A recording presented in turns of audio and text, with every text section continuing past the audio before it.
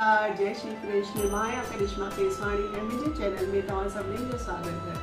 अॼु मां तव्हांखे हिकु नई रेसिपी ॿुधाइण वारी आहियां।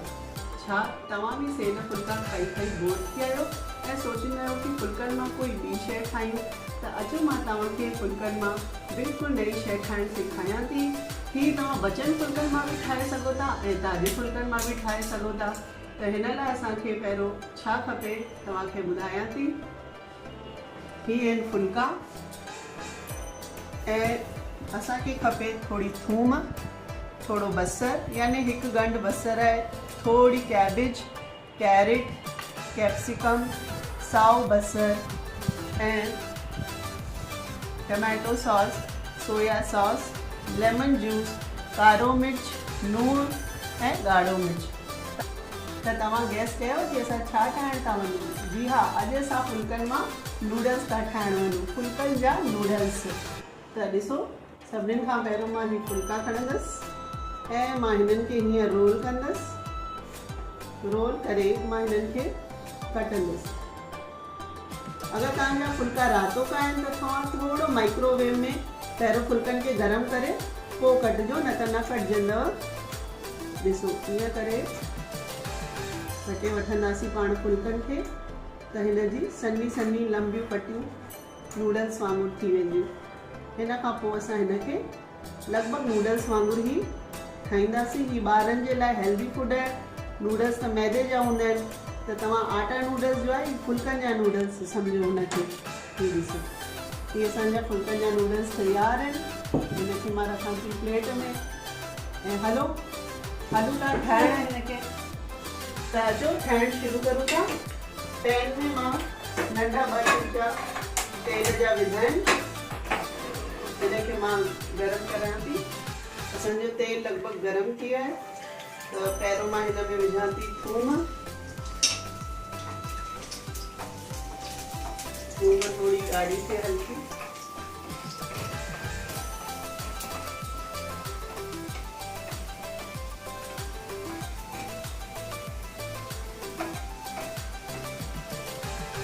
खां पोइ मां विझंदसि बसर।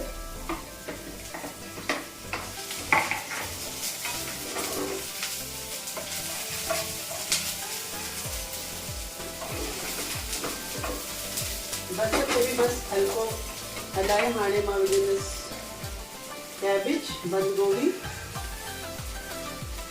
कैप्सिकम, शिमला मिर्च, गजर,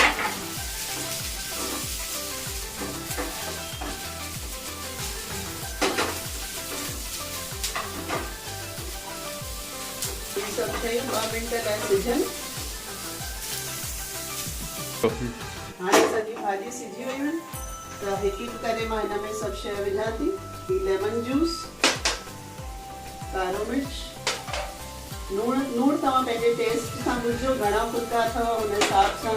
ऐं मिर्च बि तव्हां केतिरो खाईंदा आहियो तिखो, हुन हिसाब सां विझिजो। हीअ 4 फुल्कनि जे लाइ मां ॾिसो हेतिरी सोया सॉस नंढी विझी आहे ऐं टमाटो सॉस 4 चमचा विझां थी। खपंदी त वरी मां विझंदसि। हाणे हिननि खे सुठी तरह मिलाए छॾियोसीं।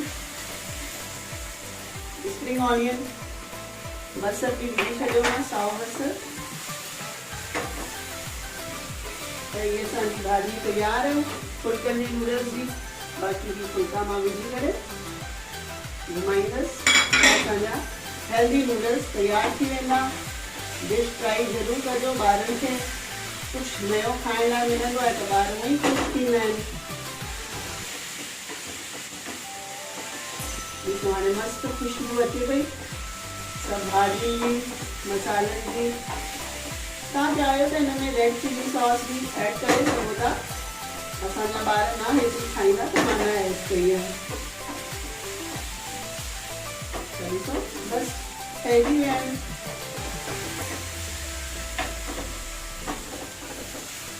ॾिसो केतिरो सुंदर कलर बि आयो आहे।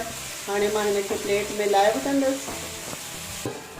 हीअ लॻभॻि तयारु आहे। वरी बि मां हिनखे 1 मिंट लाइ ढक हणी छॾंदमि त हीअ सुठी तरह सिझी वञनि। हिन में भाॼियुनि जो टेस्ट भी अची वने त 1 मिनट वेट था कयूं। 1 मिनट थी वियो आहे त मां ही खोले ॾिसां थी। गैस बंद थी कयां असांजा फुल्कनि जा नूडल्स तयार आहिनि। सर्व था करूं।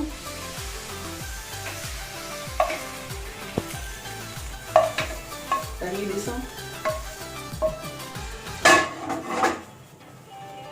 हलो टेबल ते। त ही आहिनि असांजा फुल्कनि जा नूडल्स। तव्हांखे कीअं लॻा? अगरि सुठा लॻव त लाइक ऐं शेयर कजो ऐं मूंखे कमेंट कजो। मां कमेंट जो इंतज़ारु कंदमि ऐं मुंहिंजे चैनल खे सब्सक्राइब कजो। वरी मिलंदासीं हिकु नए वीडियो सां। तेसिताईं मोकल थी वठां। जय श्री कृष्ण।